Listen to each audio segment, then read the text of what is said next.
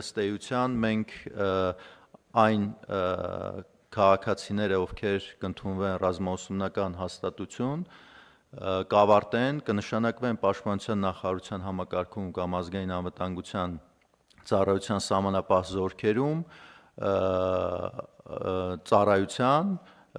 մենք տրամադրելու ենք հավաստագրեր, որի միջոցով իրենք հնարավորություն կունենան ընտրելու իրենց բնակարանը կամ բնակելի տունը,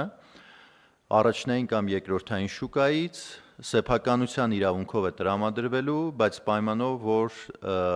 նվազագույնը 20 տարի պետք է ծառայություն անցկացնի վերոնշյալ մարմիններում, հավաստագրով զինծառայողին հասանելի